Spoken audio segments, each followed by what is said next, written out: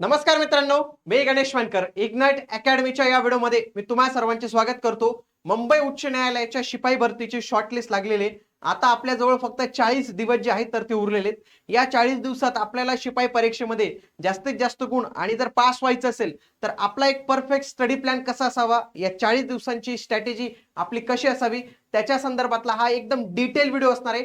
आणि या व्हिडिओमध्ये मी तुम्हाला एक सिक्रेट पीडीएफ पण शेअर करणार आहे, ज्याच्यामध्ये सर्व पीवायक्यूचा अनालिसिस तुम्हाला पाहायला मिळणार आहे. म्हणून तुम्ही हा व्हिडिओ शेवटपर्यंत जो आहे तर तो पूर्ण बघायचा आहे. लक्षात घ्या मित्रांनो, शिपाईला आता कमी दिवस उरलेले आहेत. याच्यासाठी आपण 21 अपेक्षित प्रश्नसंच सिरीज जी आहे तर ती सुरू केलेली, ज्याच्यामध्ये शिपाई पदाच्या 21 प्रश्नपत्रिका तुम्हाला पाहायला मिळणार आहेत. शिपाईला जबरदस्त अर्ज आले, त्याच्यामुळे हे तुम्ही जॉईन केलं पाहिजे. सोबतच कम्प्युटर, ज्यांनी लिपिकचा फॉर्म भरला असेल त्यांच्यासाठी कम्प्युटरची लाईव्ह बॅच मित्रांनो कमी दिवसात संपूर्ण सिलेबस कव्हर करून देणारी ही बॅच असणार आहे. तिला तुम्ही नक्की जॉईन करू शकता. लक्षात घ्या, किती उमेदवार ही परीक्षा देणार आहेत शिपाईची, तर लक्षात घ्या शिपाईसाठी 2,14,764 म्हणजे काय, एकदम जबरदस्त स्पर्धा आपल्याला पाहायला मिळणार आहे. फक्त 6,000 उमेदवार त्यांनी रिजेक्ट केलेले आहेत. जवळपास 2,14,000 उमेदवार याची परीक्षा जी आहे तर ती इथं देणार आहे. परीक्षेची डेट पण आपल्याला आलेली आहे. ही परीक्षा जी आहे तर ती आपली 26 एप्रिल 2026 ला होणार आहे. इव्हन तो 2,14,000 अर्ज असल्यामुळे लक्षात घ्या पिऊनची परीक्षा दोन वेगवेगळ्या शिफ्ट मध्ये होणार आहे. लक्षात घ्या, बघा इथं पिऊन बॅच 1 आणि पिऊन बॅच 2 तुम्ही जर पाहिलं 2 वाजता आणि 4 वाजता एक एक परीक्षा जी आहे तर ती शेड्यूल यांनी इथं केलेली आहे. परीक्षेच्या पॅटर्न मध्ये सगळ्यात जो पहिला गुण आहे तो म्हणजे लेखी परीक्षेचा पहिला टप्पा आहे आणि यालाच आपल्याला 30 गुण आहे. या 30 गुण पैकी आपल्याला जास्तीत जास्त गुण पाडायचे आहेत. हे सगळं ऑब्जेक्टिव्ह आहे. किमान 15 गुण पाडणं इथं गरजेचे असणार आहे. मग फक्त 15 गुण पाडायचे आहेत का नाही, 15 गुणच्या पुढेच आपल्याला जास्तीत जास्त गुण पाडायचे आहेत. बघा इथं जर मी टार्गेट ठेवायचं म्हटलं तर मी इथं 26 ते 25 25 ते 26 टार्गेट जे आहे तर ते तुमचं असलं पाहिजे. त्याच्यापेक्षा जास्तच गुण मिळवले पाहिजे, कारण की यावेळी याच्यात एमपीएससी वाल्या क्राऊड पण उतरलेला आहे आणि जो वर्षानुवर्षापासून तयारी करतो तर त्याने पण इथं शिपाई पदासाठी फॉर्म भरलेला आहे. इथं निगेटिव्ह मार्किंग सिस्टीम जी आहे नाही आहे. 30 प्रश्न आहे, 30 गुण आपल्याला इथं बघायला मिळतं. आता मी 2018 2024 आणि 2025 या वर्षी झालेले विश्लेषण जर मी पाहिलं त्याच्यामध्ये मला दिसतं सगळ्यात जास्त वेटेज त्यांनी दिलेले सामान्य विज्ञानावर. आणि या सामान्य विज्ञानासाठी 7वी 8वी 9वी 10वी या 10वी पर्यंतची ही 4 जी स्टेट बोर्ड आहेत तुम्ही व्यवस्थित पद्धतीने कव्हर जे आहेत तर ती केली पाहिजे.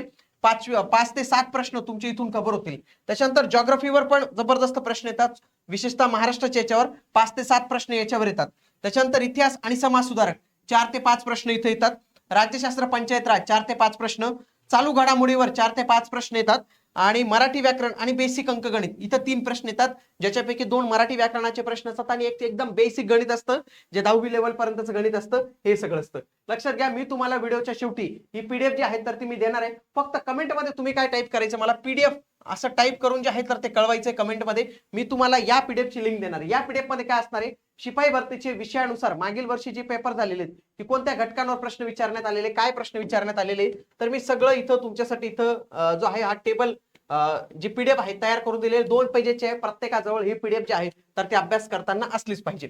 आता हे झालं तुमचं मागील वर्षाचं संपूर्ण.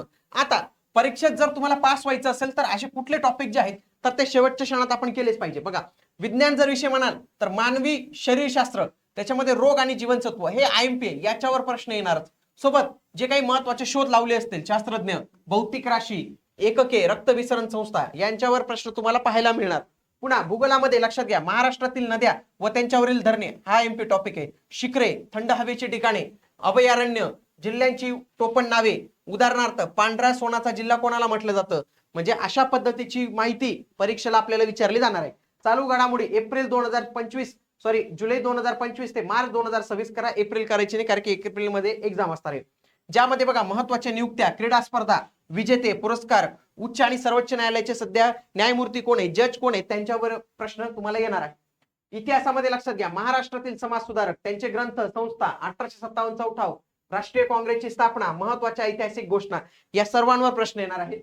राज्यशास्त्रामध्ये मूलभूत हक्क, महत्वाची कलमे, राष्ट्रपती, राज्यपाल, सरन्यायाधीश यांच्या नियुक्त्या आणि संसदेची रचना हे महत्वाचे घटक आहेत. पुन्हा गणित आणि मराठीमध्ये लक्षात घ्या, मराठी याच्यामध्ये समानार्थी विरुद्धार्थी शब्द, वाक्यप्रचार, लिंग, वचन, गणितात सरळ व्याज, शेकडेवारी, बेरीज वजाबाकी, साधे नियम. आता गणिताचा जास्त काही अभ्यास करू नका, एकदम सिंपल गणित आतापर्यंत त्यांनी इथं विचारलेलं आहे. आता या 40 दिवसांचा तुम्हाला कशा पद्धतीने प्लॅनिंग करायचं लक्षात घ्या. पहिल्या टप्प्यात पहिले 20 दिवस तुम्हाला एकदम हॉट टॉपिक्स आणि स्वतःचा शॉर्ट नोट जर तुम्ही काढले असेल तर त्याचे वाढण्यावर भर द्यायचा. त्याच्यानंतर दुसऱ्या टप्प्यात पुढील 10 दिवस लक्षात घ्या, पहिले 20 दिवस याच्यावर करा, 10 दिवस तुम्हाला काय करायचं, तुम्ही जो वाचलेलं आहे आतापर्यंत त्याची फक्त रिव्हिजन करत जायचे. दुसऱ्या टप्प्यात जास्तीत जास्त रिव्हिजन असणार आहे आणि तिसरा टप्पा जो असणार आहे खऱ्या अर्थाने शेवटचे 10 दिवस तो तुमचा टेस्टचा असणार आहे. आता देखील ज्या उमेदवारांची चांगली तयारी झाली, रिव्हिजन झाली, तर त्यांनी आपली 21 अपेक्षित टेस्ट सिरीज जी आहे तर ते आता पण जॉईन केली तरी चालणार आहे. परंतु ज्यांनी अजून वाचलेले नाही तर ते थोड्या दिवस थोडं वाचून त्याच्यानंतर आपल्या जे या टेस्ट सिरीज पेपर आहेत तर त्या नक्की तुम्ही इथं जे आहेत तर ते जॉईन करू शकतात. आता जे उमेदवार फुल टाइम अभ्यास करतात तर त्यांनी कशा पद्धतीने त्यांचं अभ्यासाचं नियोजन जे आहे तर ते केलं पाहिजे. लक्षात घ्या, सकाळी 2 तास तुम्ही सर्वात कठीण विषय घ्या. इथं मी सांगेल तुम्ही विज्ञान विषय घ्या, कारण की विज्ञानावर प्रश्न येतात. त्याच्यानंतर दुपारी 1 तास चालू घडामोडी अभ्यासा. इथं सांगितलेले जुलै 2025 ते मार्च 2026 पर्यंतची चालू घडामोडी करणं गरजेचं आहे. शेवटी तुम्ही मराठी व्याकरण, भूगोल, गणिताचा शक्यतो नाही केला तरी चालेल बरं का, मी माझे असं सजेशन राहील, नका करू. आणि शेवटी रिव्हिजन करा. बघा, रिव्हिजन जेवढी जास्त करणार तेवढा तुम्हाला फायदा जो आहे तर तो इथं होणारच आहे. टेस्ट इथं मी तुम्हाला म्हणेल की वाचण्यापेक्षा जास्तीत जास्त टेस्टवर भर जो आहे तो तुम्ही दिला पाहिजे, कारण की बरेच उमेदवार आहेत एमपीएससी त्यांनी अफाट रीडिंग केलेले, सगळं काही केलेले, फक्त टेस्ट जे आहे तर ते सॉल्व्ह करायचे. लक्षात घ्या, टेस्ट रेग्युलर सॉल्व्ह करायच्या आणि याच्यामध्ये तुमचं काय चुकतंय हे मेन अनालिसिस करायला. ऍक्च्युली फक्त टेस्ट देऊ नका, टेस्टमध्ये काय चुकतंय, कोणतं टॉपिक चुकतंय, विज्ञान चुकतंय, भूगोल चुकतंय, विज्ञानामध्ये तुमचं जीवशास्त्र चुकतोय का भौतिकशास्त्र चुकतंय, हे सगळ्या गोष्टी तुम्ही इथं लक्षात घेणं इथं गरजेचे असणार आहे. आता काही नवीन वाचण्याचा मोहात पडू नका, जाडजोड पुस्तकं काही वाचू नका. जे मी टॉपिक तुम्हाला दिलेले ते टॉपिक जास्तीत जास्त वाचा, त्यांची जास्तीत जास्त रिव्हिजन करा. सोबत काही उमेदवार म्हणतील की परीक्षा काही पोस्टपोन वगैरे होऊ शकते, ती तारीख आलेली नाही. मी तुम्हाला सांगेल 26 एप्रिलच्या हिशोबाने सगळी तुमची तयारी जी आहे तर ते तुम्ही इथं करून ठेवली पाहिजे मित्रांनो. लिपिक आणि शिपाईच्या दोन्ही टेस्ट सिरीज अवेलेबल आहेत. ज्यांची एकदम चांगली तयारी वाटते, जे एमपीसीचे क्राऊड आहेत, बरेच दिवसापासून तयारी करतायत, त्यांना मी म्हणेल की तुम्ही आता टेस्ट जास्तीत जास्त सॉल्व्ह केली पाहिजे आणि मागचे पीवायक्यू बघून कशा पद्धतीचे प्रश्न विचारू शकतात तेच टॉपिक तुम्ही इथं अभ्यासलं पाहिजे. त्याच्यासाठी मी ही पीडीएफ पण तुमच्यासाठी अवेलेबल करून देतो लिपिकसाठी.